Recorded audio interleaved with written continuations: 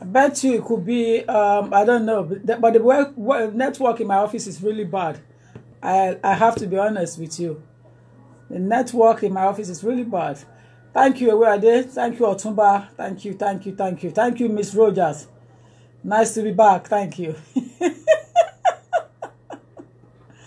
Thank you.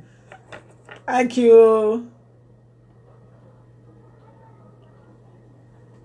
Yeah, thank you, Mr. Joseph Adeniyi Lawa. You want the box of the chocolate? Tell that my Brukutu boy to come and pick it up.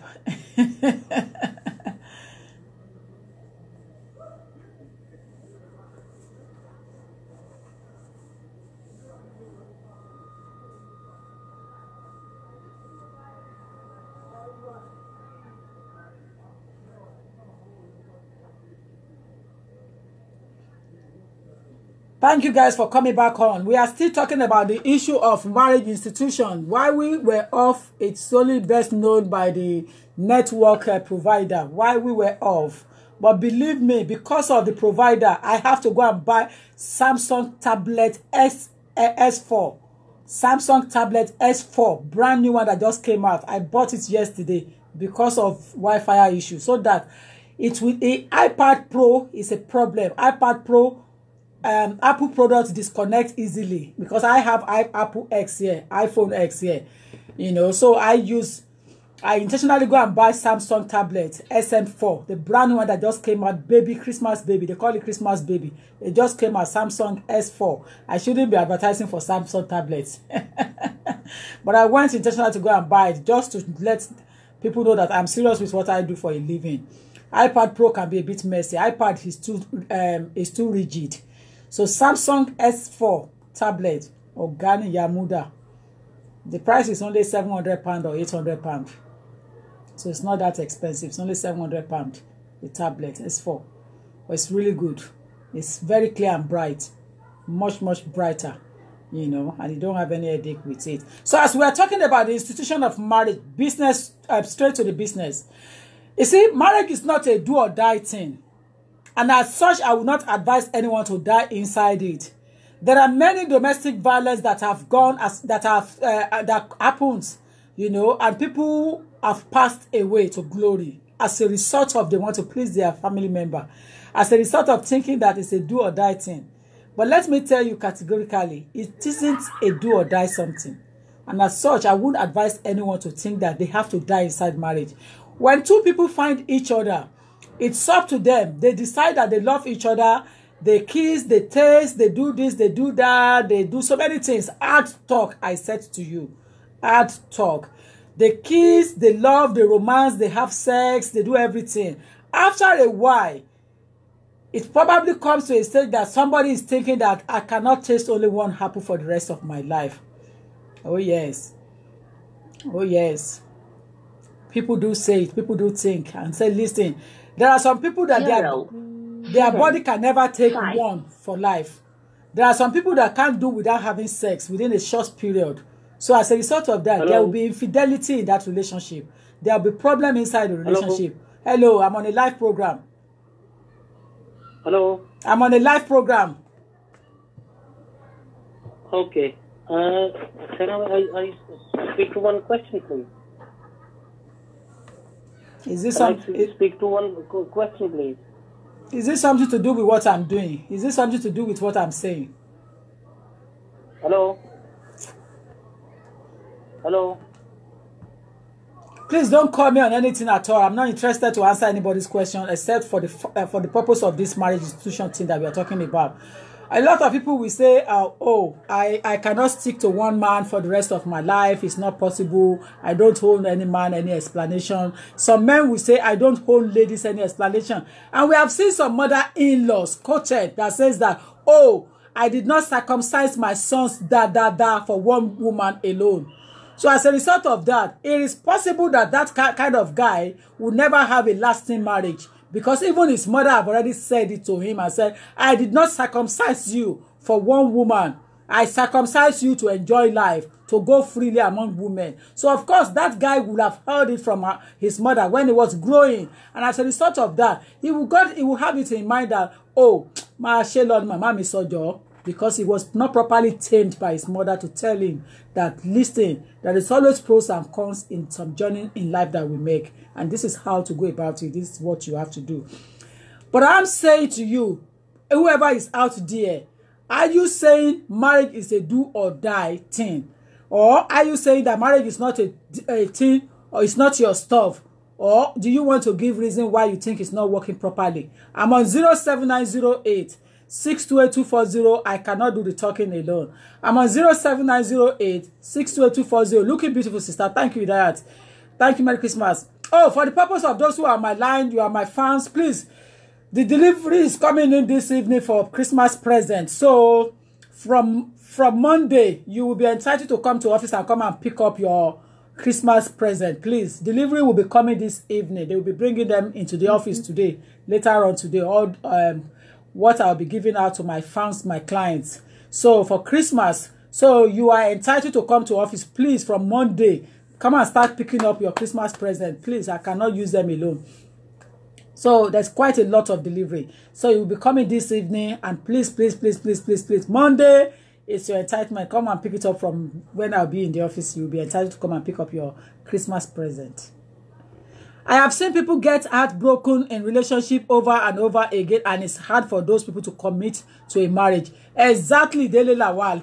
Exactly. For example, somebody who has gone through domestic violence, who a man has already battered and shaping with bruises, shaping with injuries, shaping with emotional distress, shaping with low self-esteem. Such person would never want to commit herself into marriage again. Having said that, not only in a lady situation or female situation, I have also seen a heard from a man that actually said that, hold on a minute, when I see ladies sometimes outside, I get scared to get closer to them. I'm so worried because what I've passed through in the hands of my ex, make me so fragile. So I'm asking question. I'm on 07908628240. Is marriage a do or die thing? Is marriage a do or die thing? I'm on 07908 628 240.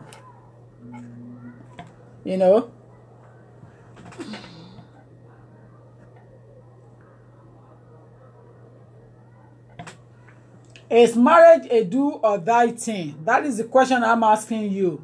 Should I stay in there or should I come out? That's the question somebody asked me. But I said to the person that is your entitlement, that is your opinion, that is your prerogative. I have got no power to tell you to leave your marriage or to continue to endure domestic violence. I haven't got power. It's none of my business. My power as a lawyer is to advise you, or as a friend is to advise you. Be careful. Be careful. Try to do this. Try to do that. Or sometimes I may not even talk when you are saying it. Because some people are dangerous when they are in bed. They can say anything about you. Nonsense ló máa tẹnu wọn jáde because they lose their head. At that particular time tó kì bọ̀ wọ́n nídìí yẹn orí wọn ò pé, àbí at that particular time tó tì bọ̀ nídìí yẹn orí ẹ̀ ò pé. So as a result of that, you got to be careful the way you get yourself involved in people relationship. It's really very important that you know what to say and you know when to say. If not, wọ́n á fi orí ẹ̀ gbàgbọ́n. They will use your head to break that coconut when they settle the dispute between them.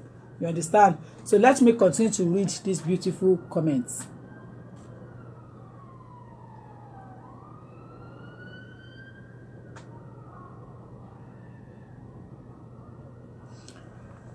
And please, LTO fans, as you are going to collect your gift, ensure you take one along, please. One along as in, you are part of them. Desmond Davis, I see you all the time, but you may not be in the United Kingdom. So unfortunately, that will be the problem.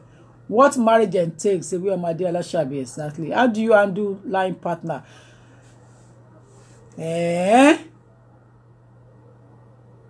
How do you undo lying partner? I love this question you asked me. Whoever is inside that Joseph Adeniyi Lawal.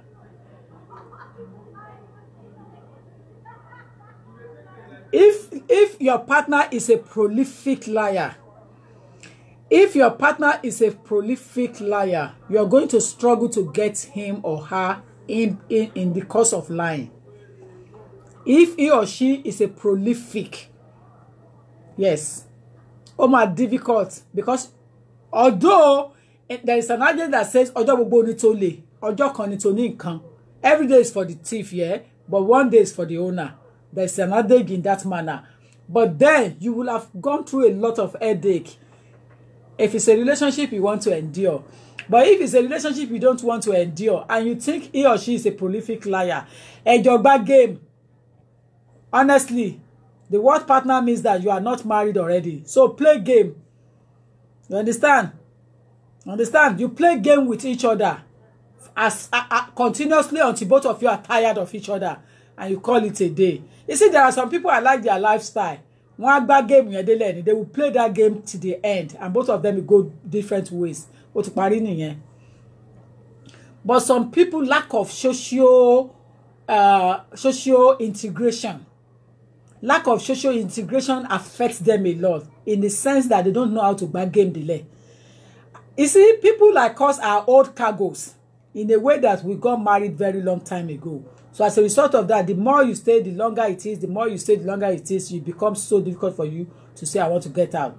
And so long there is no domestic violence, there is no any other problem apart from possibly some turbulent family headache.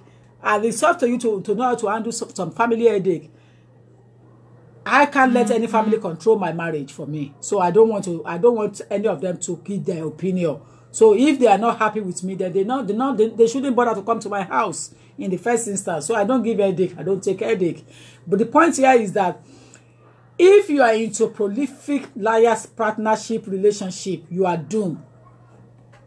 Unless you two have prepared your mind. But if you are one of those gelenke person, you understand that you want to be in the house and you want to get everything right and get it smooth, you're going to bafoul. Because I'm not buying any roll on it. I'm not do up I'm not feel eggshell. I'm not basketball. Your head will be using as a basketball throughout. And you will think you are in a smooth relationship. You understand? So the point here is, how do you handle it? You see, it's two ways. If you discover that the person is a liar and you think the person is a constant liar, what I would suggest is that you have to find evidence. As a lawyer, I always tell people that if you don't have evidence, don't bother yourself to come to me. So maybe I'm speaking from that angle. If you don't have evidence, what to make you think that the person is a prolific liar, don't bother yourself to confront him or her, because you will end up becoming the person to apologize. Because when we say somebody is a constant liar, they are smart. They will always, one way or another, get themselves out of that. So, Enton Paro man smart. You can't get hold of Enton Paro because he or she will always find a way to get herself out of that hero. How to prepare her brain because she's into it every day. She's a constant liar. She's enjoying it. She thinks she's smart, but she's stupid is stupid. It's not smart. But to him or her at that time, will go.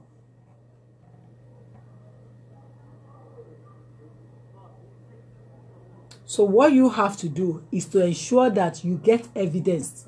If you don't have a strong, solid evidence against the person you think is lying, you will end up saying sorry. And it's an insult. Because you are hurt already by not being happy. And then at the end of the day, your allegation proving to be unfounded. And if your allegation is unfounded, it means you have to apologize. Because your credibility is down. You were saying stuff that were not correct. So you have to apologize. Oh yes, you have to apologize if you don't have enough evidence to allege. Don't allege.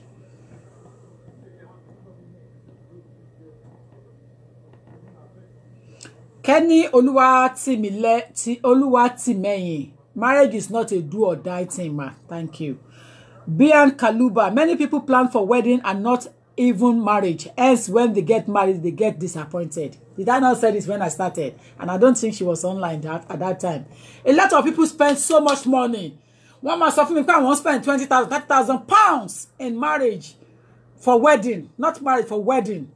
Spending 20, 30,000 odd pounds for wedding. That money they would have used it to deposit for mortgage. Use it as a deposit for mortgage if both of them are working and get their first house together. That is what they call close relationship.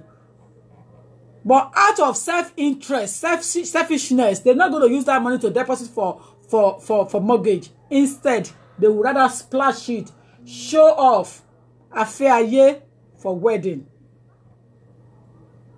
Who are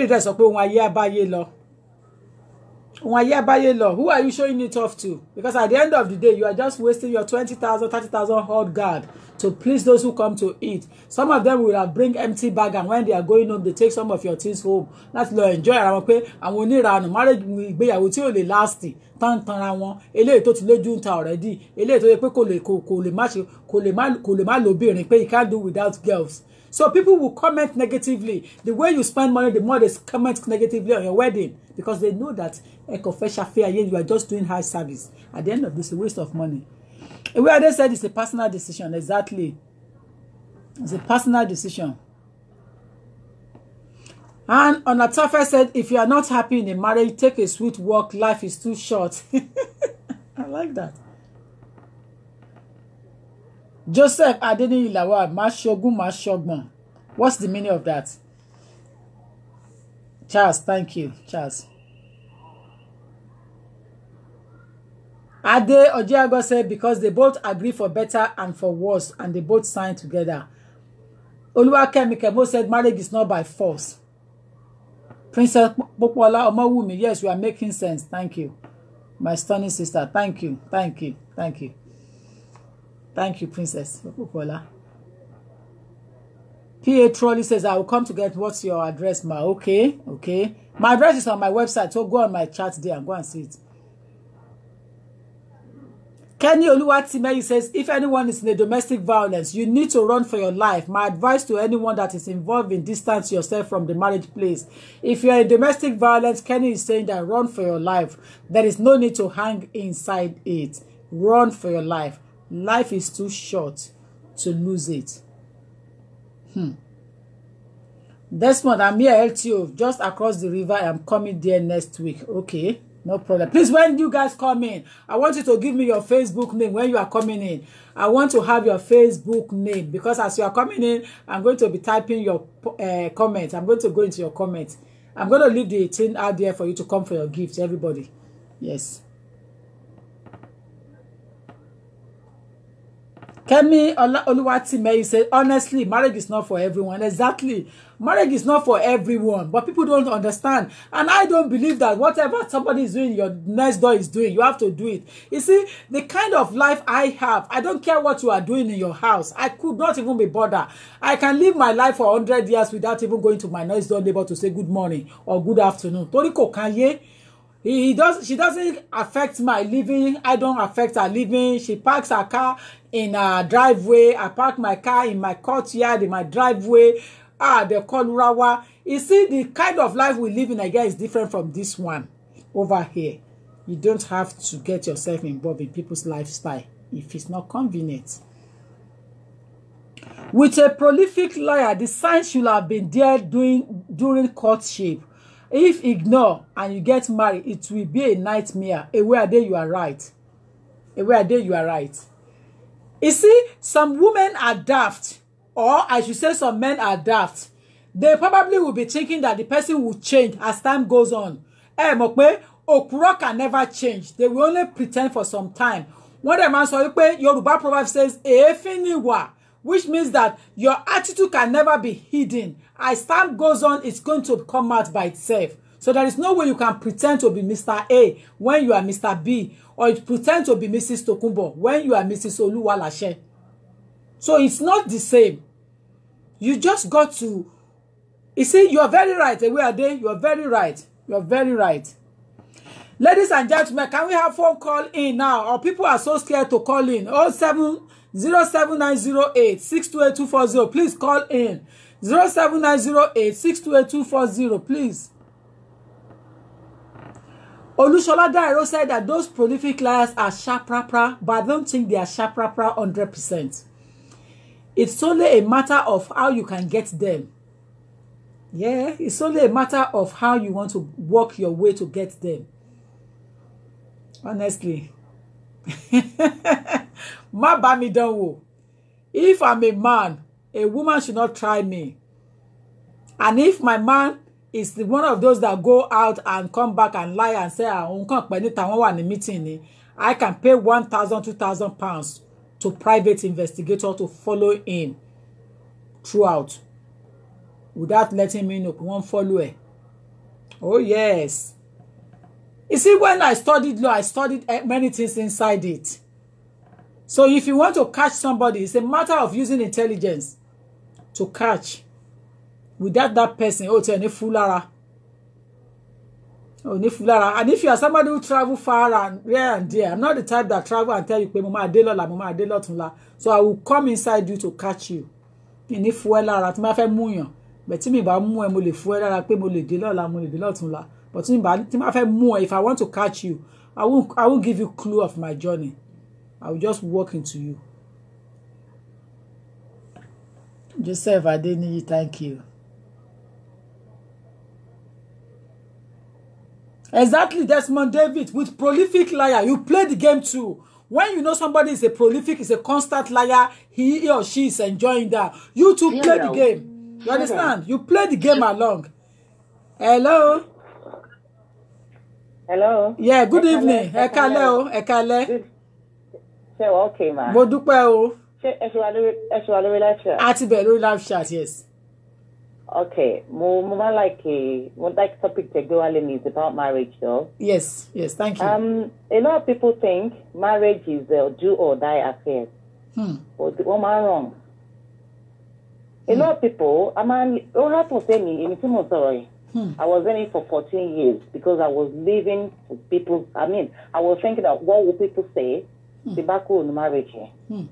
Deep down in me, even me, every day in Monsuku. Every day in one side. But because I just want to be in somebody's house. I just want to be Mrs. Somebody. If I say I knew deep down in me people will change. But more managing thinking is going to change. He's a liar, he's a flex. Abuse so for me. And you know the worst of abuse. Say to be manage you. How much are talking about not to be in the marriage emotional abuse. Emotional abuse. Because a lot of people will not even know what's going on with you. Because one rap Lara any. Nobody won't go through, but more manage it. People you might change. They want to pay my paying broken. But more people might change, So you go to say I couldn't even take it anymore. More sorry medication. At the present, more things big, I see more people on the lane. Most I can live my life without a man in my life. Mo believe say, it's do or die. So see about the party of me, but they open not on paroni to get what you say papa we láti le wa. Only change. Only change. That's it. Come on manage, let me take care manage. Aye gba tawon ya wa nse kini yen. Mo yàtọ̀ sayita wa nsin. Aye gba tawon baba wa nse yàtọ̀ sayita wa nsin. Because àwọn ẹlòmí a máa sọ fún ẹ, ṣé bí àwọn ye wa nu for a very long time wọ́n kú now. Life wọ́n yàtọ̀ títí wa, wọ́n lè má kún gbà yẹn. Kò ní sí, ó lè pa wọ́n, ó lè dé ẹni wa lè gbọ́dọ̀. Bẹ́ẹ̀ni. Ọlọ́run ní jẹ́ kí ọmọ ọlọ́mọ kó tọ́jú àwọn ọmọ wa. Àmín. So I'm advice for our obìnrin àbí àwọn ọkùnrin, marriage is not a do or die affair. You don't have to be in it. Kó tó live life where you don't. And when you meet a man or you meet a lady, so the man only running, àbí o ti mọ̀ pé o lè ní àdùn pẹ̀lú ẹni yìí. Don't go in it. Don't just go there. Kára wọn ṣe pé wọn ò lọ́kọ àbí wọn ò níyàwó and they're doing fine. Very, very many they are happy. Very, very many. They're doing fine. Yes.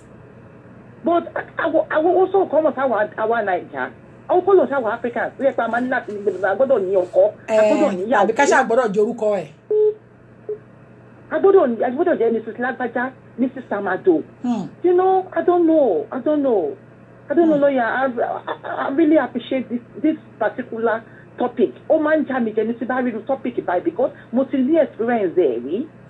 So mo dẹ̀ ṣì máa wọ̀ wọ́n tó ṣì máa ṣe mistake yẹn. Ọpẹ́lọpẹ́ Ọlọ́run, ọpẹ́lọpẹ́ ọmọ mi lára mi. Tó jẹ́ pé nígbà mi tí máa fẹ́ gbógun jẹ báyìí máa wo ọmọ yẹn. Máa wò pé no. I remember my daughter told me, pé mommy, anywhere you are going, I will go with you. Because ó mọ̀ nǹkan tójú mi rí lè bàbá ẹ̀. She was just 5 nígbà tó sọ fún mi. Ó ní mommy, I will go with you. I know my dad is not a good man. Sure. So a ní láti àdúrà ní gbogbo nǹkan láyé ká má gbàdúrà fún ká má pàdé olórí burúkú ọkùnrin ká má dẹ̀ pàdé olórí burúkú obìnrin kọ́kọ́ àwọn ọmọ wa má dẹ̀ pàdé wèrè èèyàn. Àmì ẹlẹ́dà. So everybody there, marriage is not do or die affairs. You can be yourself. You can live your life without marriage. Kíyàn má kúkú òjijì. Thank you, lawyer. I really appreciate you, and I really appreciate everybody. Thank you. Very people in advance. Thank you. Bye. Thank you. Cheers there. Thank you. Splendid.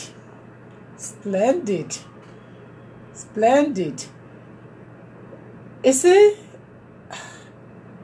we're not staying in one side at all in this topic. That is why I said hard talk. If you can't take it, leave the screen and come back to watch it later. They always advise that on EastEnders, on BBC. They say, don't watch now, come back later when you can fast forward it. So don't go through live program if you can't take it, because it's a very, very serious topic. And as such, it's only for those who want to learn inside it, to know that nothing do you. Nothing do you. The fact that you are not in marriage, you are not in relationship, doesn't mean that you are sick or something is wrong with you. Oh, no, spare me that. Nothing do you. It's not working for you, and as a result of that, you walk out of it. And when it's working for you, you stay inside it and endure it smoothly. Do you understand? You don't have to endure marriage when you are being battered or being molested, being abused. Emotional abuse can kill you, turmoil. It can destroy you completely without even smacking you. Emotional abuse can destroy you. Let me tell you another client story. It was a fat one, and it was an emotional one. He won't smack her, he won't beat her, he won't do anything with her. But the thing is that every time he comes into the house, he will have one negative thing to say to her. Looks at her as if she never come from a woman's womb, talk down at her, never slept in the same bed with her, separate bed sleeping, never eat her food, never let her touch any of his things, never even discuss his family affairs with her, never talk about his siblings with her, never do anything. Meanwhile, wọ́n dẹ̀ ti bára wọn sùn, wọ́n ti fẹ́ra wọn rí o. But things just change. And she's still in love. But he's not in love anymore. That is one side again. Another emotional abuse. I am not sure whether the clients will be on Facebook to be listening to me. But she discussed it with me sometimes. I won't tell you when she discussed it. But basically, it's more or less the husband possibly bisexual. So he's not interested so much anymore. But they have 3 children together. But more or less, he's not interested anymore. So the torment, the abuse, the emotional is there that she's passing through. She even said each time that they want to have that child, she will have to go to him to go and beg for sex. And luckily for her, It could be ovulation period. So one came, one pregnancy, one BIM, one OU. So she was lucky. So she's able to have those children. But he's not interested anymore. And she said that the way he does things in the house is like flipping hand, you know.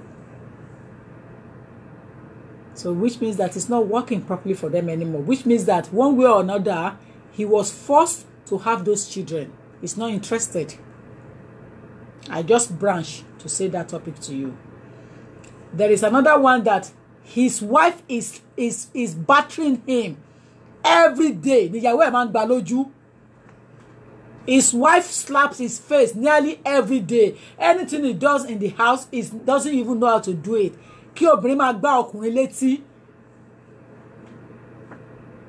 So what would you say to that effect when a woman slaps or slaps her husband? That is battering, isn't it?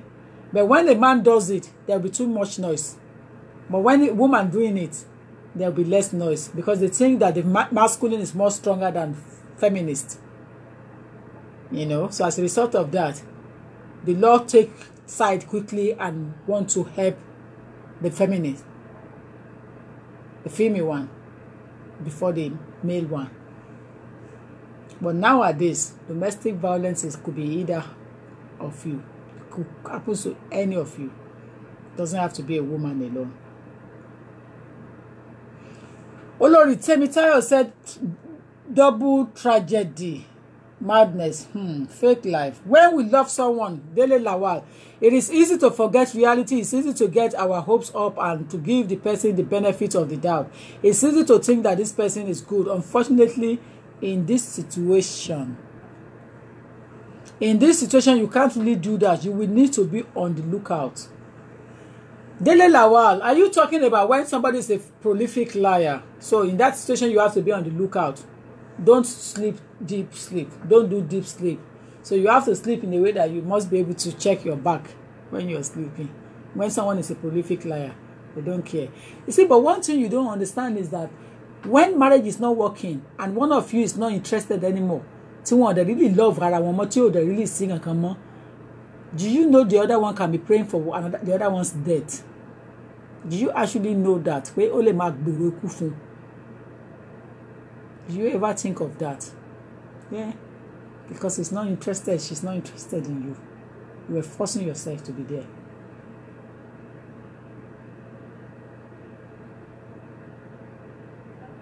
We, the Wedding Eaters Association, will be coming to eat and drink to let them splash ma. That's what they feed. Wedding Eaters Association. You look good. Thanks, nobody. Thank you. Yeah, Mr. Tola Adesuyan, marriage is not for everyone. Lawson Halbert. Good evening, ma. Please don't mention my name because people who knows us might be watching.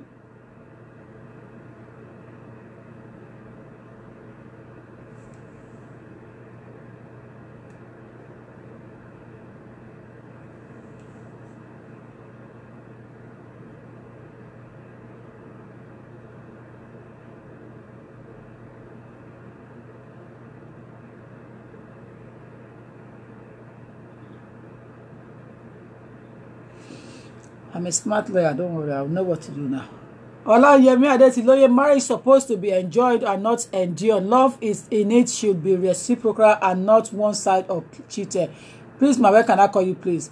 Amalama John, I'm on 07908 628240. 07908 628240. Amalama John. Oro Ishititemi is my name on Facebook. Oro Ishititemi is my name on Facebook. Okay. All right. We'll come and look at you there. Signing a marriage certificate is not signing for a death sentence. If you are not happy, it's a waste of precious time. Try to make it work. Marriage is not meant for everyone. I don't know why some women want to die there. I met and got married to my wife in this country. Both of us didn't have paper as at that time. Things were very tough for us because of pressure of not having papers. At a point, we decided she should go and apply for asylum. Home Office moved her to Leeds while I remained in London. Though I was visiting regularly. 5 years down the line, she got the papers for herself and the kids. I have now joined them in Leeds now, but we have become strangers to each other. She's so much used to single parents' life now, and she feels very uncomfortable with my presence around her. The pressure is building up, and I don't know what to do. Please advise me, ma. I love her and my children so much, though I am not sure, but I am suspecting she's having an affair. Oh my God. I'm not going to mention, don't worry. Oh my God. That's why I read over and come back again.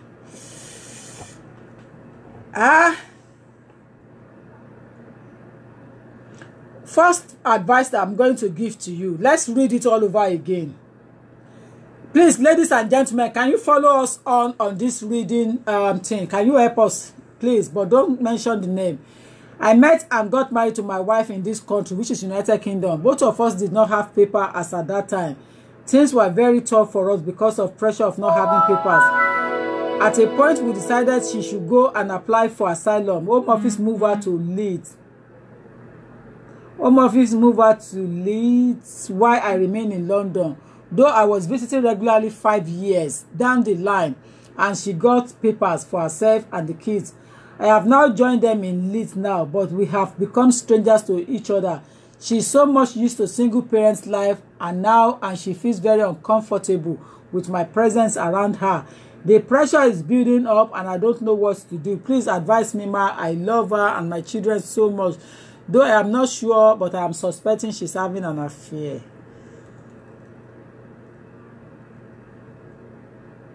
The first thing I want to say, the first thing I would like to say as a lawyer and as a lawyer that's very blunt, what I want to tell you first is that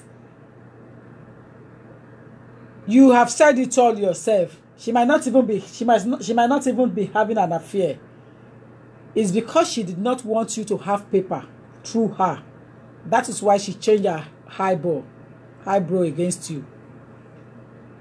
Secondly, because she thinks she can do well without you by receiving the government money. So she's thinking to herself, what is the benefit of having you around them? Because she thinks once you come into their lives, you will disturb them from getting that money. She might not even be having a fear. Get me right. Ole man ni ale. Ole sick lopolo. Because of the ìwé ìgbélú yẹn, she doesn't want to help you to have yours. One. Ẹlẹ́ẹ̀kejì, she doesn't want you to disturb her from owó ìjọba lédèrèdè tó ń gbà yẹn.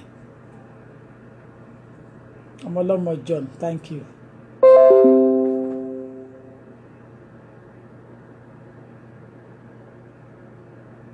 I'm reading it now, Olori. Temitayo Akingbade. I am reading, I'm talking now. Don't mention him. I am saying it now. I am giving advice straight away on that thing, Tosonye. I am giving advice. Remember, it's Tokunbo Olagbaye. I have read it previously, but I've made mistake to mention him, so I've come back and left it and read some comments before going back to read his one, so that nobody would know it was his comment. You understand? Unless people come to my line and read all the comments there, that's when they will know that it's there. The way I've done it. You understand? The point here is that she may not be having a fear. Do you understand? But the fact remains that she doesn't want you to have ìwé ìgbélú through her. One. Secondly, kò fẹ́ kó deal lọ́wọ́ lórí ọ̀rọ̀ ìwé ìgbélú. She doesn't want you to disturb her lórí ọ̀rọ̀ owó baba. She does not want your disturbance, your film around to disturb her. So she wants to continue to enjoy that for the rest of her life. Owó yẹn ò lè kọ́lé fún ẹ, owó yẹn ò lè ra mọ́tò, owó yẹn ò lè ṣe nǹkan tó dáa fún ẹ, owó yẹn ò tiẹ̀ lè gbé ẹ débi kankan. Owó yẹn ò lè fi fly gan pé kó máa yáwó lọ kó máa jẹ gbèsè mọ́ gbèsè lọ. Because owó tí bàbá ń fún yín, owó tó ìbẹ́tẹ̀ bá ti ná tán ẹ máa tó padà lọ béèrè mí next week ni. Owó mo tó padà dé mo tó fẹ́ tọrọ bárà ni. láì gé lápá láì gé lẹ́sẹ̀. So in other words, you will need to, my advice again, after when I've told you what is happening, she may not be having a fear. My gbàgbé ó dẹ̀ lè ní, but thinking in my head, it doesn't seem to be pure fear. You understand? It's something to do with ìjọba. Government is the third party that is affecting your relationship with your partner. Ìjọba ló kó bá ìgbéyàwó yín. Ìjọba ló ń kó bá ìgbéyàwó yín lọ́wọ́lọ́wọ́, kò ń ṣe pé ó ní affair. Bí ọpọlọ mi ṣe ń bá mi sọ̀rọ̀ lọ́wọ́. She's not having an affair, but she's so emotionally enjoying, financially enjoying the owó baba, and then ọmọ ojú rọ̀ lárí owó ìgbèlú náà tán ti fún ní asylum. But one thing she forgot is that a builder that build a house can demolish it.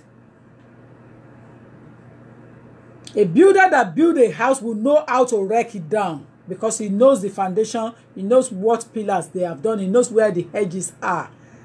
So he knows how to go about it to say, okay, landlord, this is the way we will bring it down, and this is the way we will start all over again if need be. But she's not thinking from that angle or Denny. Ẹni tó mọ̀yàn lè bà tèèyàn jẹ́, tó bá build ẹ̀ bẹ́ẹ̀ yẹn, ó lè kó báyìí, ó lè bà tèè jẹ́. Odò tó bá gbàgbé orísun ẹ̀ máa gbẹ ni.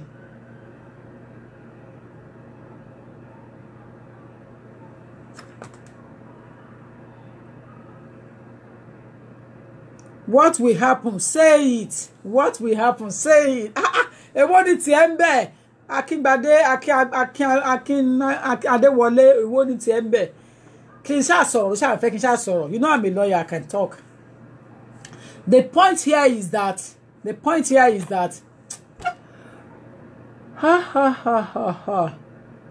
kò fẹ́ kí bàbá yẹn gbàwé ni. That's what I can see straight away. Pẹ̀lú owó bàbá tó ti wọ̀ lẹ́wù. Okay, Desmond, sorry, Desmond, David, sorry, Desmond. So the point here is that she's trying to prevent him to regularize his status in the UK. She wants to frustrate his life. Bobomi, if you are handsome, you are good looking, you will still get beautiful girl out there. To my be my friend, to other fi gbàwé. Ọ̀rọ̀ ìṣítí nìyẹn. If you are trying to resolve with her and she's proving stubborn, it is not now that she will know she's carrying luggage. When the kids start growing up in this diaspora that I know very well, she will not be able to handle the children in the growth, in their age, when they are coming to teens. She will not be able to handle it. So she will need your help. I know some ladies that have called for their father overnight. I can't carry on anymore. Especially a child that have so much interest in her father or in his father. He will seek and ask for the father, and you are in trouble. And if you don't produce his or her father, you're dead. So yeah. Understand? That is that one.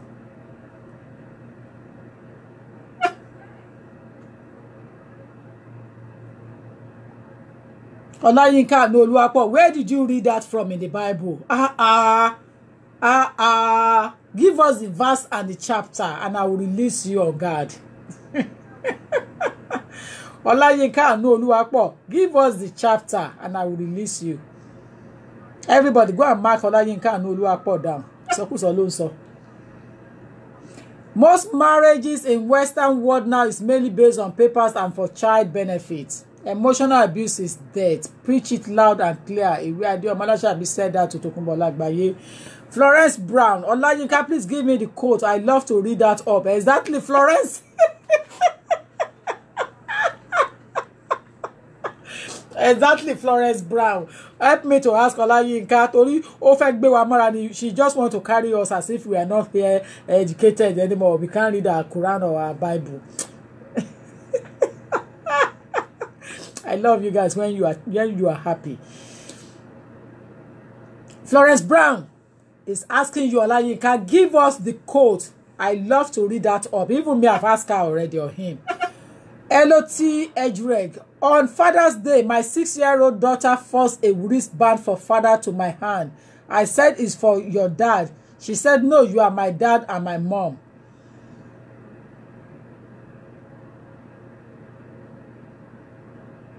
So hello, you are a lady, isn't it? You are a lady. So you are a woman, yeah? 6-year-old daughter forced a wristband for father to my hand.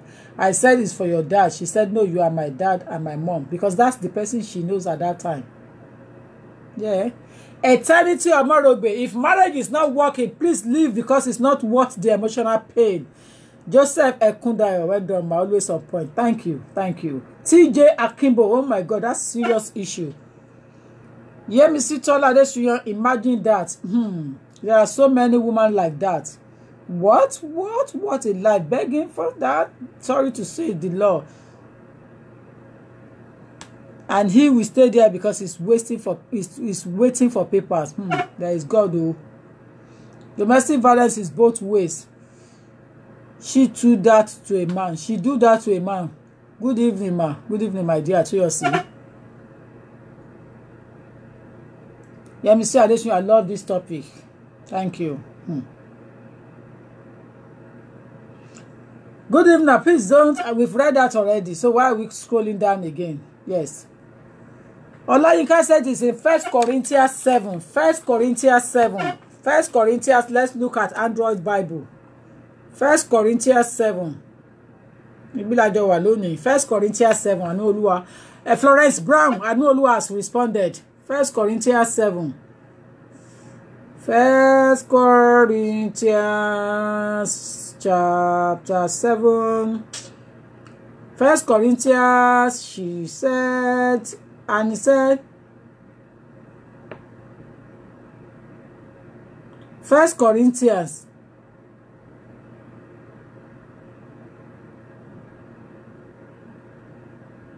Oh, yeah, okay, chapter 7.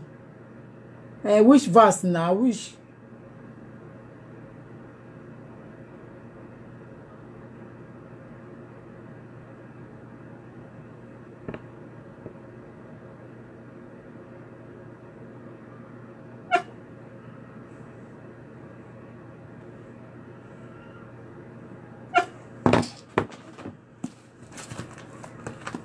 All this Android thing, sometimes I don't believe in Androids. I believe in real Bible.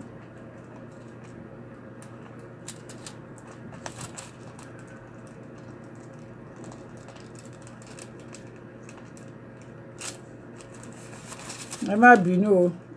I want to prove something there. Chronicles, Corinthians is after Romans, the Corinthians were. And it says Corinthians chapter.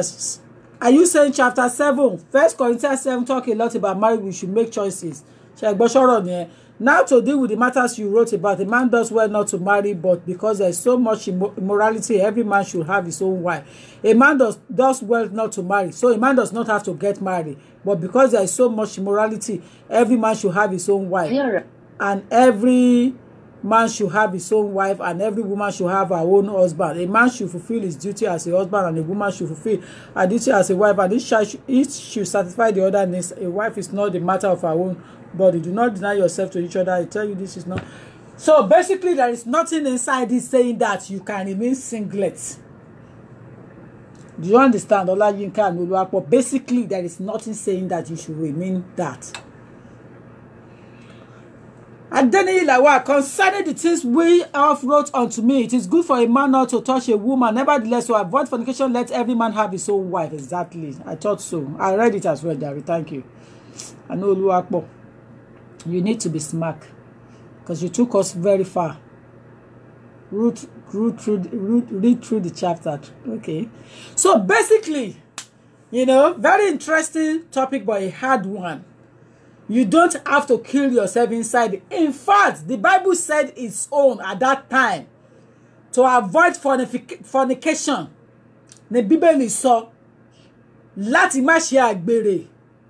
But Bible sọ lákọ̀ọ́kọ́ in the beginning, it says in 1 Corinthians, that chapter 7, that you don't have to marry, but to avoid immorality rather. You understand? You should choose your wife. You should choose your husband. To avoid. The Bible is not saying it is a do or die. Do you understand? The Bible is not saying it is a do or die thing.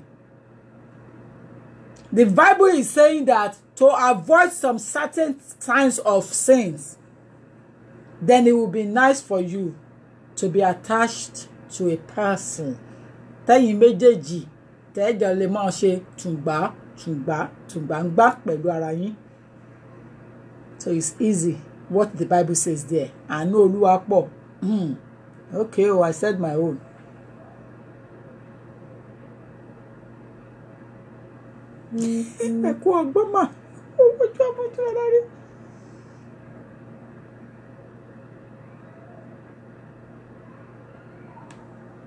Exactly. Who is judging? Who is judging the woman? Personally, I advise him to call her, sit her down and speak to her politely and remind her how they both started when things were tough. Above all, if she doesn't care, that means you are both to meet and whatever. Àkọ́bí Ọlọ́run. Àkọ́bí Ọlọ́run. Anyway, my topic is a hard talk, and my platform as such, when I am having a particular topic, I like people to put their opinion there. So I don't think they are judging, but I don't know which of the scenario you are referring to there, but I don't think anybody is judging. But the reason why the person may not want to see her partner, possibly because when two people have there will be no communication, there will be no enjoyment, there will be nothing. But communication, when there is communication, there is love. There is still a bit of gallivanting love.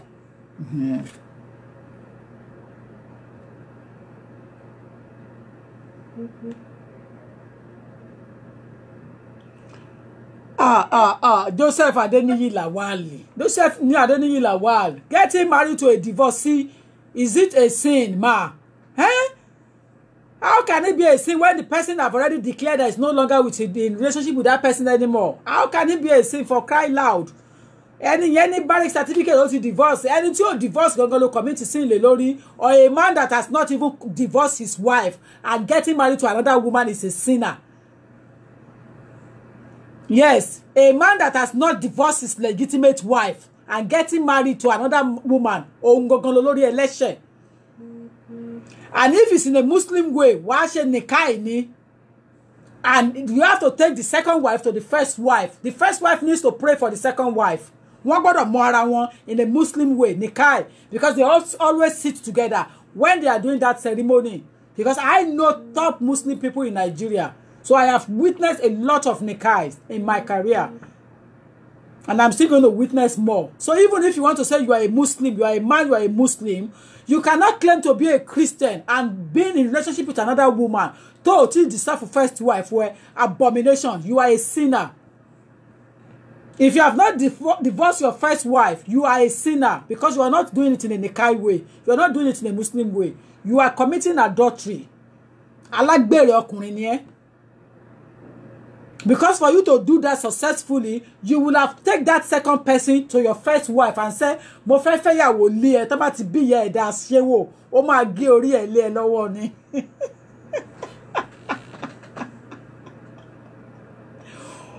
How many men are so confident nowadays that will dare their first wife and take second wife to go and meet the first wife in the house? They will give you your head. Life, no matter where you are from, why different life. Adeniyi Lawal, you started it. You asked that question.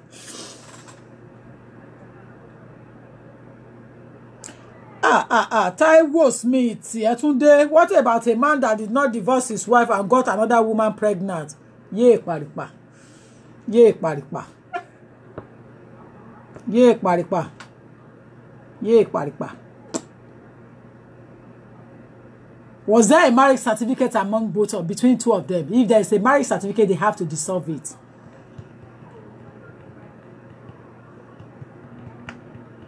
Yeah. If there is a marriage certificate, they have to dissolve it. Because all endurance in there. If he has not dissolved the marriage, it means that he's committing adultery. Well, in a biblical way, but in this modern day, he's enjoying Ongba life ni. So, ó jayé orí ẹ̀ ni. Do you understand? Tolu Lawal, hello ma, staying in a failed marriage is like a time bomb that is waiting to explode. When God is talking of marriage, he is talking, it means marriage of love, because love conquers all, but without love. Tolu Lawal, you have to help us a little bit. I am a bit lost in that realm of your write-up. I'm a bit lost. You were saying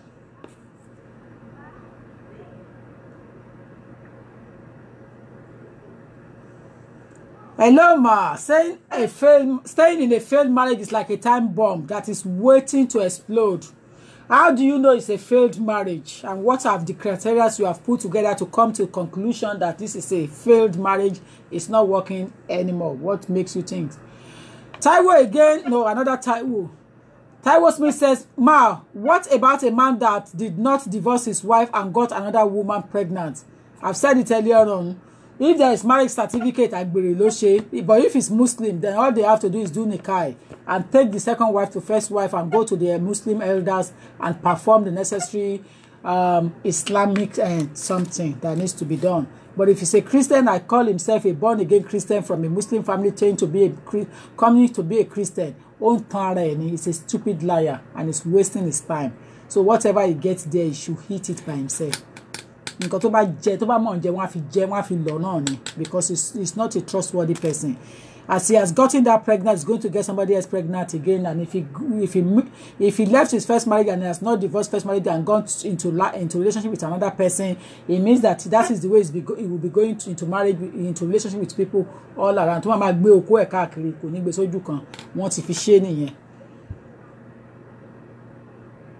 Florence Brown, I cannot love you less. You are eating it. It's a Friday evening and it's a hard talk. Tokumbo, báwo ni jàre? Good evening, dear. Alaji Gafa, Alaji, don't say to me. Oyeleke, Alaji Oyeleke, good evening, my good person. Good evening, Alaji. Good evening, Alaji Oyeleke. Marrying a divorced woman or man, both of them commit sin. Felicia Akins, Etunde. Felicia Akins marrying a divorced woman, a divorcee woman. Is it not somebody that will marry her or marry him? Umba. Don't put religious sentiment into anything for me. Don't put religious sentiment. Is it not somebody that will marry her? Because she's a divorcee, does that mean that she should be left out? Bible goes so bad. If you go into area of Corinthians again, there is a particular phrase there in the Corinthians that he says that as long as the both of them have divorced their relationship and is clean and they have come out of it, why not? So she marry now. She about divorce nìkan náà ẹlẹ́ṣẹ̀ làwọn méjèèjì.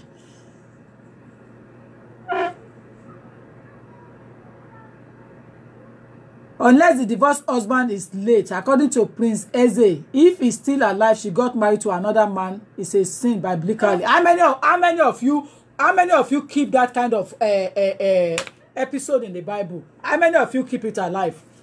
How many of you keep that kind of thing alive in the Bible? You understand? Ti Bíbélì nìyẹn ìgbà yẹn nìyẹn.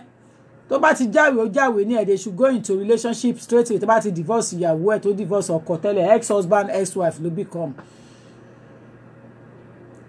Happy Friday, Daddy, Mr. Adewale. It's been a long time.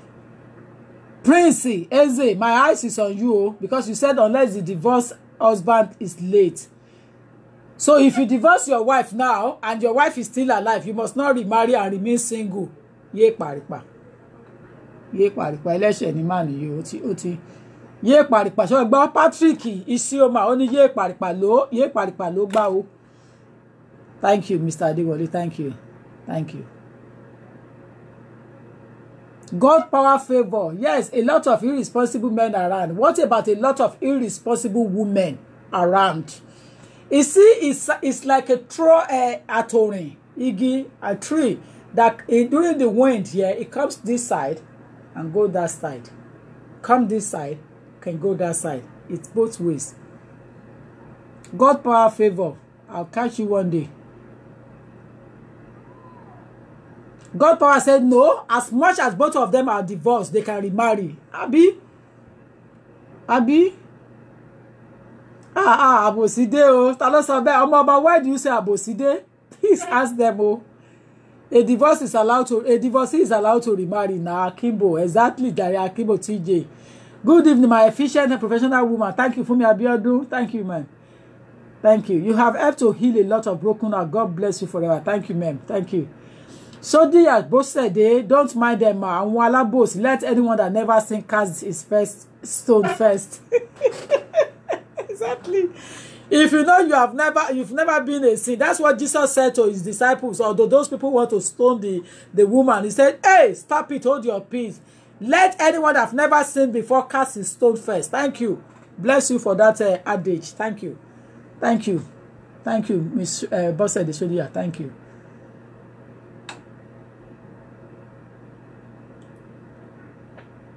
TJ Akimbo. No wonder she divorced you. TJ, who are you referring to? She divorced who? Divorce her husband. It's not good now. If a man divorces his wife, the woman is free to go and remarry. Now, Deuteronomy 24. Deuteronomy 24, 1-2. God bless you for this thing. They want to turn my head the other way around. They think they can turn my head. Deuteronomy what? 24. Deuteronomy 24, verse 1-2. Suppose a man marries a woman and later decide that he doesn't want her because he finds something about her that he doesn't like. So he writes out divorce papers, give them to her, and send her away from his home. Then suppose she marries another man and he also decides that he doesn't want her. So also he writes out divorce paper, give them to her, and send her away from his home. Or suppose her second husband dies. In either case, her first husband is not to marry her again. He is so considered her defied. If he married her again, it will be offensive to the Lord. You are not to commit such a terrible sin in the land that the Lord your God is giving you. Did we see that? That is the whole of Deuteronomy 24, divorce and remarriage, 1-4. Thank you. God bless you for that. Divorce na sickness, my people. Divorce na sickness, my people. This topic is educative and entertaining too. God power. Thank you. True talk. If a man divorces his wife, the woman is free to go and remarry. Deuteronomy 24, 1-2. No wonder she divorced you. Ha ha ha ha. But a lot of serious and devoted women suffering. You see, it's understandable that there are some people suffering out there. It's vice versa. It could be this way, it could be that way. Not necessarily to blame someone, but in individual marriage, individual relationship, there has to be one responsible for that problem. It's either he who will be responsible for the mistakes in that marriage, or she, or both of them could even be partaker. Both of them could be partaker to the journey of this thing that they both make mistake, and out of arrogancy they find it difficult to come to a terms, to agree and come to a conclusion, to shed it and bring it down and say, listen, enough of this arrogancy attitude, I am sorry. One person will have to come out and say sorry first. But when a situation where both of them are feeling too big, too high, too educative, too pompous, too important, too rich to say sorry to each other, they are going to have problem to continue that relationship. They're going to have problem. Definitely. They're going to have problem. So it's a matter of understanding at the end of the day. Iwo will own you red head in bed. I hope everything goes well for you in life. You know, so that is it anyway.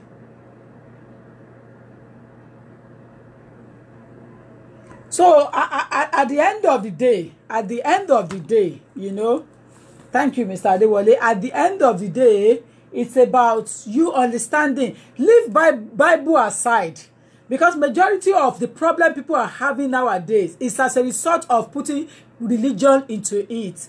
Leave religion aside, because you are using religion to cover people's faces. You are using biblical illusion, you know, to disturb people thinking, to disturb people elevation, to disturb people understanding of life. And the only way to combat this problem is to let individuals be themselves. Let people make mistake. And let's see if they will have common sense to realize their mistake and adjust it, address it. For example, if you are in a relationship that is not working and you are not realizing that you should get out of it, by the time you have hundreds of bruises in your body, you have mark that you are so ashamed to go out and see friends, that powder cannot cover it for you anymore, you will get out of it. By the time someone fall you that you can't see properly, you will come out of it. You will come out of it. Because when somebody is saying, I get out of it, you might not take them seriously and say, what is she telling me to get out of what? But at the end of the day, by the time you get only bruises, you have so many bruises, you have injuries, your body is aching, you're not comfortable anymore, you are so ashamed to come out of your house, you cannot even open your face anymore, you are covering. Then at the end of the day, you will be forced to come out of that relationship. You will definitely be forced to come out of that relationship one way or another. That's my understanding.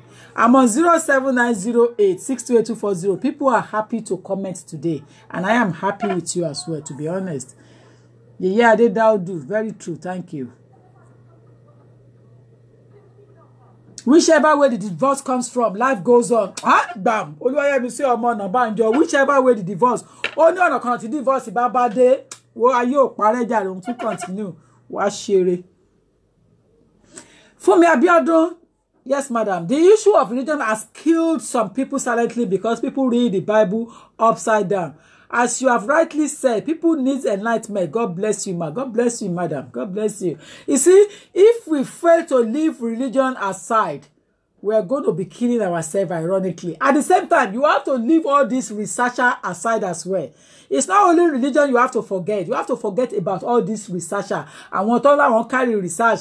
There is a man that have lived 100 years already because he's still alive. So it's a present tense. 100 years, not to be already. And he drinks two glass cup of red wine every night. 2 glass cup of red wine every night before he goes to bed.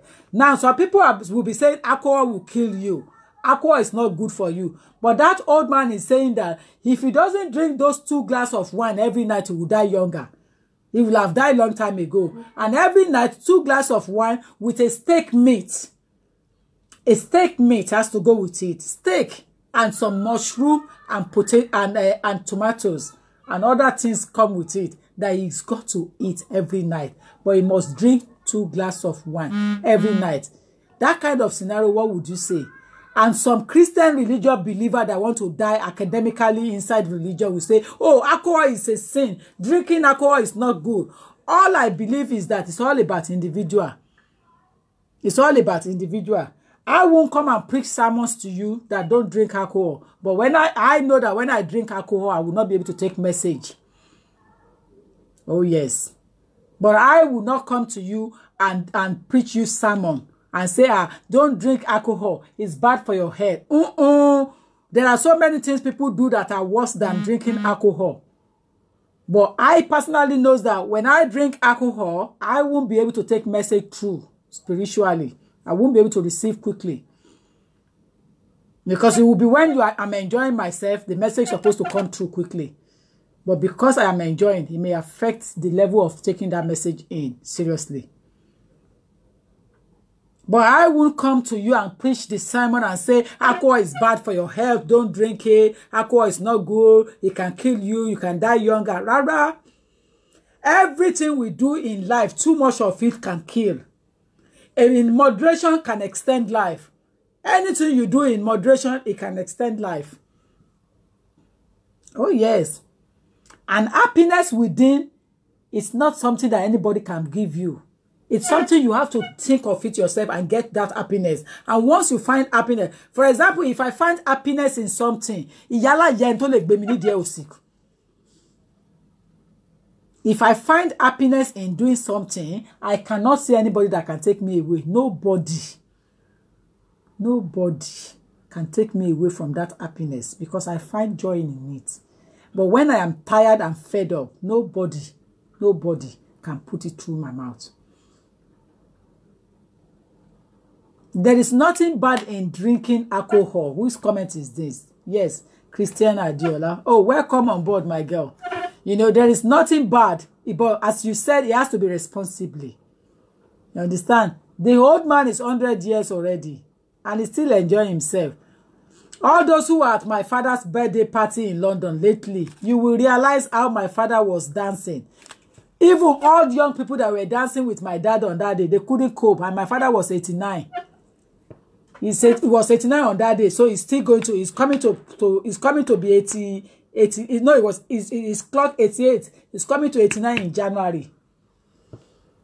And after when all of you have left, he drank his Guinness successfully. He sat down and enjoyed his Guinness with his pepper soup on that night. In fact, he had his Guinness before he went to go and dance with Dia Ojo on his floor dancing that day. It's all about individual and gene and thinking or bringing. My father is very brilliant and articulate. And his English is still sound. In fact, he corrects my English sometimes. I say, you get carried away. And I say, Father, listen, your English is old one. My one is present one. You understand? So it's about individual at the end of the day. When it comes to enjoyment of life, or when it comes to do things that pleases your destiny, you as an adult can determine that. Not your father, not your mother, not your sisters, not any of your siblings have the audacity to dictate your life. So if marriage is not thing that is working for you, get out of it before you ruin your life, before you even ruin your career, and you make it affect those who are around you. Because when you are managing, you are affecting people around you because you're sad, you're not happy. It is not a do or die thing, my conclusion. It is a matter of what you want for yourself. I am not preaching against marriage. I am talking in a way that I am talking in current situation, what is affecting people's life. Why would a lady be slapping her husband? Why husband would be beating his wife in the house? Why must they endure it? In the first instance, they are not slaves to each other. They are supposed to be companions, equivalently in the same capacity, enjoying marriage together. It is true that God created Adam before Eve, acceptable. But I, individually, as a person, I will do anything to go against its relationship where one is thinking that he is the boss. I will use anything completely, to go against it and say no. Marriage is for two people, and it's meant to cooperate between two people. Most especially those who are affecting marriage mostly are in-laws. Majority of in-laws fail to mind their business.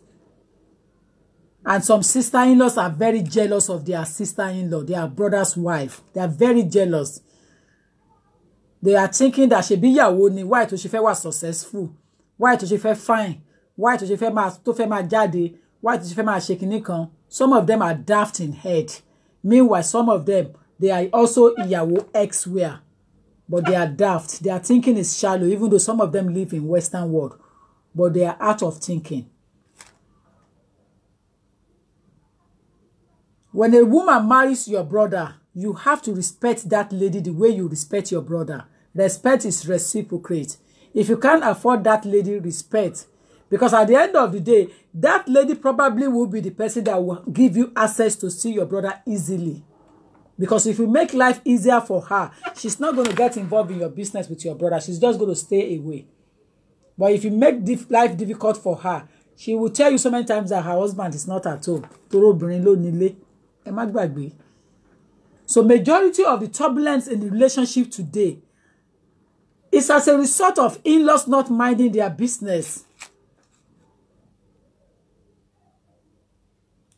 If everyone be like me, who cares whether you want to jump from Cocoa House to Palm Tree or from third floor Onikan to ground floor? Do I even have time to sort my own life out, and not to talk of coming to somebody's house? In this United Kingdom, I cannot remember how many times I've gone to people's house in this country in the last 27 years, 26 years I've been in the UK. I can't remember how many times I've gone to people's house because I don't find it privilege. I don't have the time.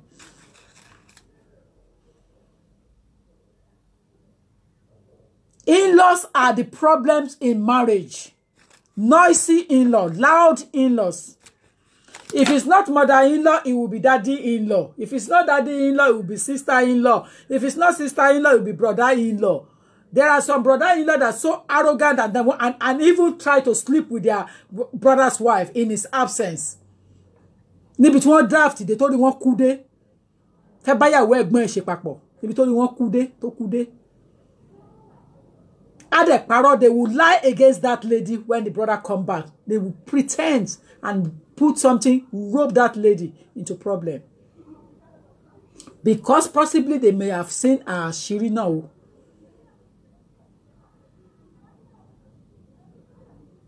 Thank you. So majority of the problem in marriage, in relationship, comes from families. Because when the guy knows that his mom is backing him up unnecessarily, the guy misbehaves in the house. Some of them are very educated and very clever and intelligent and say, no, mommy, this is my life.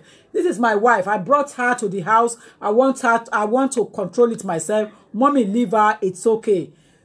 But some people will come and say, mommy, but it's on the fine now. Whatever my mom says is fine now. That is not marriage. That's not relationship. Or you lady that will come home and say to your husband that, my mommy is coming home. So she was on sitting room, mommy is on bed. Hell no. Hell no. Mommy should sleep on an extra mattress in the sitting room. You and your husband should retain the bed. Or when you are driving, you are in the car. A majority of you will put your wife at the back seat and put your mommy next to you. Now your mama you marry. Or you put your sister next to you. Now your sister you marry. Now your mama you marry. Or now your brother you marry. You see a lot of things don't share in marriage. Majority of things that happen is as a result of a self-acclaimed problem. Oh yes. It's individually causing that problem by themselves. They cause it. They are the one that started it because they don't know how to control it. And like somebody said in the comment last Friday, I salute you, kudos. Marriage is for matured people. You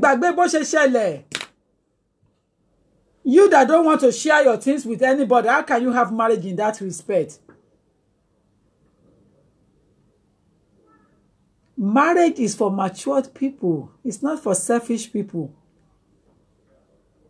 Somebody made that comment last week. I laughed in my head, deep in my heart, because I knew that person was right. Absolutely right.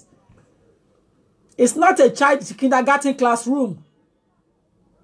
But when it's not working, it's abusive, it's intrusive, it's headache, it's full of pain, cries all the time. Why staying inside it? Why staying inside it? Why staying inside it? Mommy, some brother's wife also fall in love with in-law ma. Wàhálà dé gboro. Àbúrò ọkọ tó tún fẹ́ àbúrò ọkọ rẹ̀. Ìyàwó tó fẹ́ àbúrò ọkọ ẹ̀ tí ẹ bá ẹ.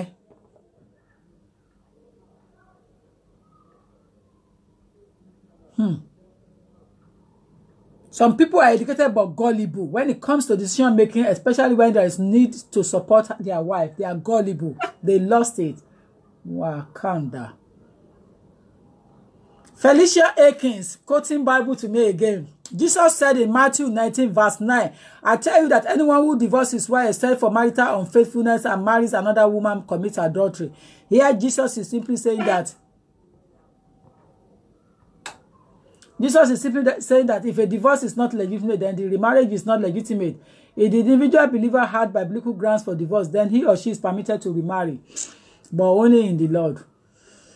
So if you divorce your wife for some reason that is not to do with adultery, then you too, you are committing adultery. La ilaha. Let those that have fear, let them hear. Some in-laws are very good, while some are terrible. Oh Lord, have mercy on us all. Amen. I'm going to round it up now. Tell them spouses too are immature and are allowing the interference. I think something people forget, marriage is between only two people in it. Comfort, that's what I'm saying. Marriage is only meant for two people. So any other third party, it is your choice to keep them in there or to exclude them. Hell to them, hell no. If they don't want to compromise, they don't want to cooperate, exclude them from your marriage. I want some billion, but pay a mortgage. I stand corrected. If a sister-in-law fails to understand that you are in marriage with her brother, tó fẹ́ máa feel too big, exclude there. Kò sí nǹkan tó fẹ́ ṣẹlẹ̀, go to hell. Because majority of them wọ́n kàn máa ti àléwájú báyìí ní àbúrò mi, ó ṣe bá àbúrò ẹ̀ sùn kò bímọ fún ẹ, ó ṣe bímọ fún àbúrò àbẹ́gbọ́n ẹ. If it's that easy, why don't you marry your brother? Why does your brother needs to go to another person's house and go and get a lady? Why can't you marry your brother if it's that easy? So this is what I'm saying. If it's not easy, then you don't have to procrust your face, put your mouth or your nose into that relationship, because your brother cannot have sex with you to have a child. And you cannot have sex with your brother either, or your sister either. It's an abomination. And that is why you have to go to another house entirely to go to marry, to get somebody you are going to marry to procure and have a child together. So as a result of that, respect is reciprocate. Respect is reciprocate. If you cannot respect your sister-in-law, then you become a shattered somebody that they have to exclude in that household. Hello. Hello, dear. Good evening to you. Hello. Yeah, good evening.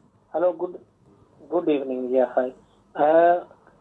I must speak to immigration solicitor, please. I'm on a program. Who is this? Sorry? I'm on a program. I'm doing live program at the moment. Hello? Hello? Hello?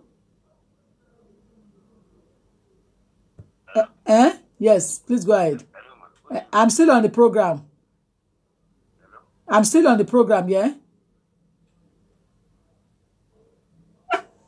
Okay, I'm gonna run to the end now. Today, I think a lot of people still want to talk to me outside this box.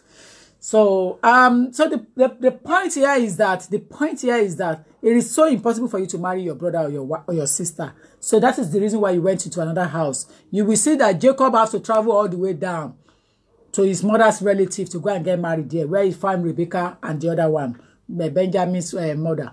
Yes, Joseph's mom. So it's not possible for you to marry your own sibling traditionally. And that's why you have to travel down to go and marry from another family entirely. But when you do that, in the course of doing that, respect is reciprocate. A lot of damages in marriage are caused by relatives because they don't mind their business. And especially, I'm so sorry to tell you, when sister-in-law is not busy, the next thing they take as their busy business is their brother's wife. Because they are not busy. So they take their brother's wife as their business to look after, to monitoring spirit. But I'm afraid you cannot gain anything through that. It's a lost business. Some sister-in-laws are the problem in some marriages. What they cannot take or accept in their relationship, they want to impose it in their brother's marriage. Exactly. Some of the others of the young ladies in the country needs to back off, especially with their daughters' marital lives. Some of the others of the young ladies in the country, some of the mothers you want to write of the young ladies in the country needs to back off, especially with their daughters' marital lives. I like this talk. Thank you. Good morning, mommy. Good morning. US ni ẹ o. Ẹ máa wà okay ní US yẹn. That's why some people do not allow any in-laws from either party stay with them or come around too often.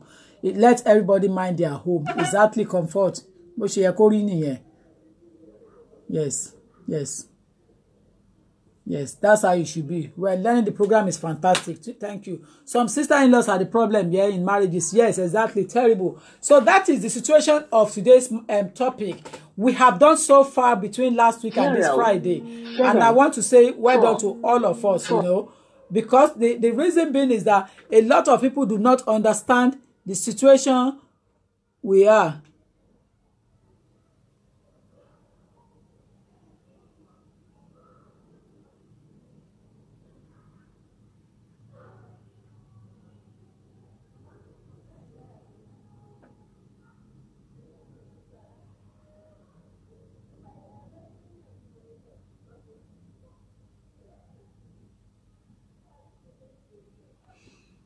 Okay, we'll answer that question outside this box. You know.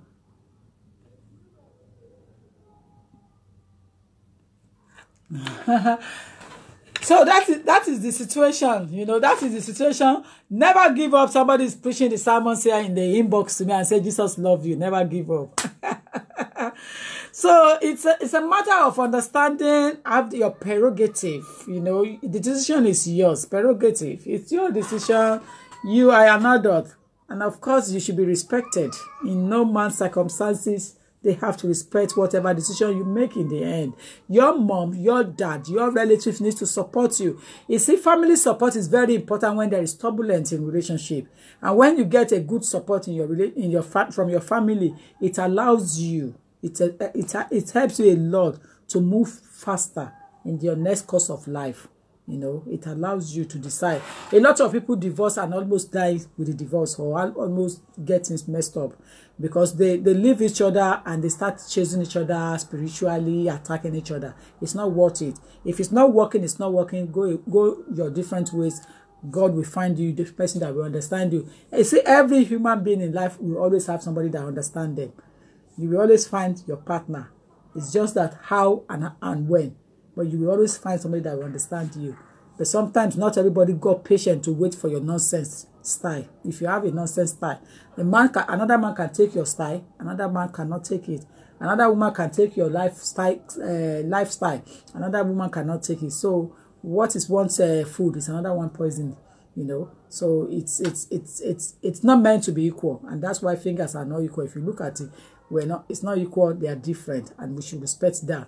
Easily, we should have respect for that because fingers are not equal. So life is not equal.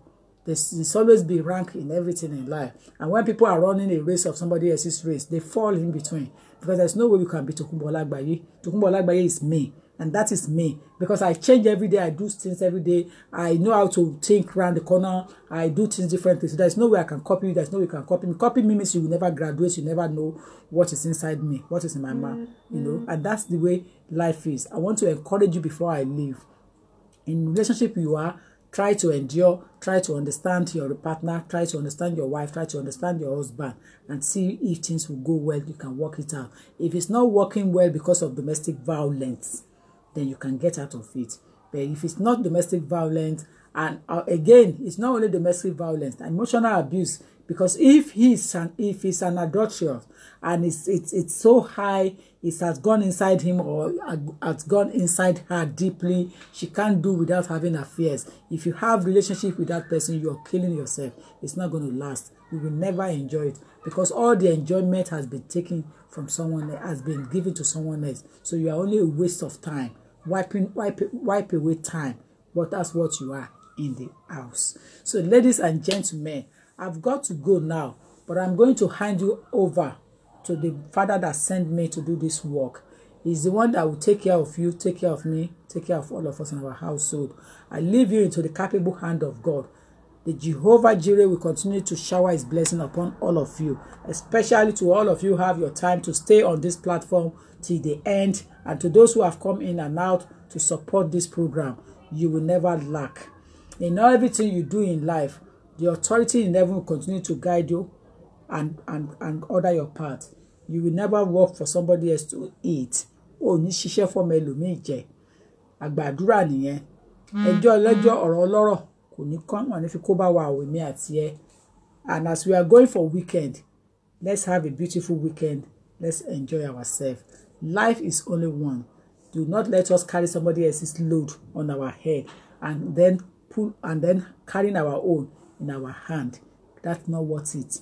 Life is about taking care of number one, which is you. Number one is you. Number one is me. Always have that at the back of your mind.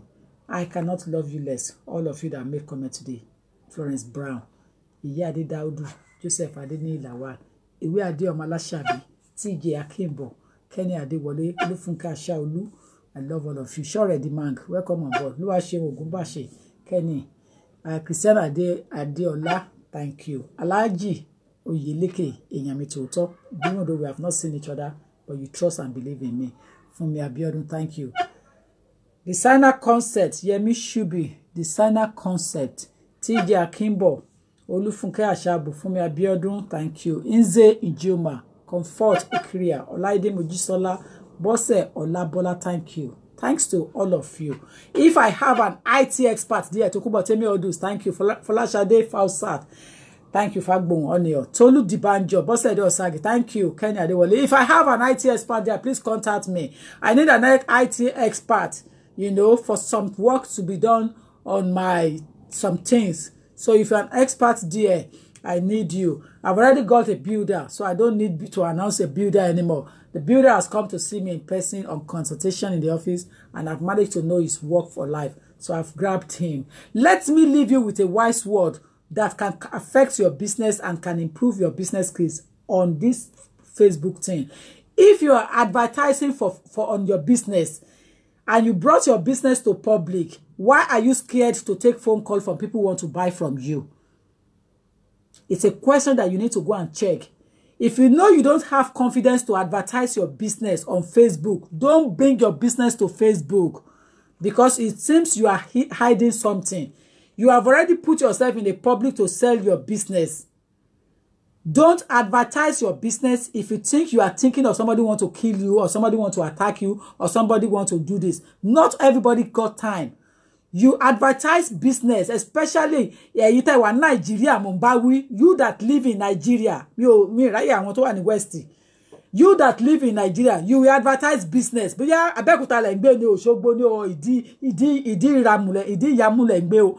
you will advertise your business. When people call you and you want to go and check whether they are on Facebook, whether they come from Facebook, whether they are in the situation of Kinikan, whether they are in Kinikan, hell no. You advertise business on Facebook. So you are looking for customers. If you think you cannot take customers that comes through Facebook, then don't come and insult yourself by putting business on Facebook. Because people have already talked to me about it.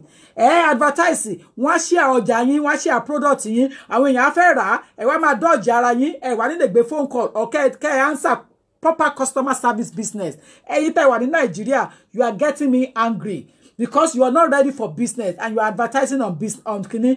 Do you want to 419 if you are advertising, you are living in Nigeria. I want to London one. They advertise conflict 419. Won't be a So leave those who are in London out of the problem. And you tell Nigeria, I stand corrected. When you advertise your business, you understand? And you tell them enter show, enter bata, enter kinikan. Tamba work pay you hide. Check your phone number. Hide kiri. Will be involved in certain group. Oh, please spare me. If you're not up to the scratch or standard of doing business and advertising yourself on the social media, don't come out to do it. Don't come out because I want you to raja. When they interest in business, the product oh, they bought your phone number. Oh, no, you can't money can't delete advertisement on the phone, line platform me. I'll tell them to delete it off because I cannot advertise for people who are not ready to take business. Oh, share some for me. None of you pay me when I advertise, when I share your things. But it's irritating when people call you and you are hiding. You are hiding yourself from the public and you are already on the public domain. Facebook is a public place. So if you know you are not ready up to the task, don't advertise yourself. Don't advertise your business. That is a simple, wise word. For those who are in Nigeria, because I want to London to be. I want to London to be. But in Nigeria, you don't have postcode, you don't have anything, you are putting business out there, you don't have arrangement for collection of money, you don't have arrangement for delivery of goods, you don't even have a proper address, you don't have anything. And then advertise 419. It's the fact. When you advertise business, you must have paper, you must have a procedure to ship it out, you must have a procedure to take phone calls. Don't take phone calls through inbox messenger. Put your phone number out there. The way I put mine out there, 07908628240 is my number. That's where people reach me. That's through that avenue. Do the same thing. Put your phone number there. Let people call you and hear your voice.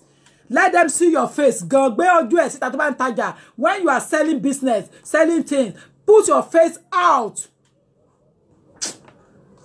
Hey, well, good night, jare, my beautiful fans. Business guys, more business, honestly.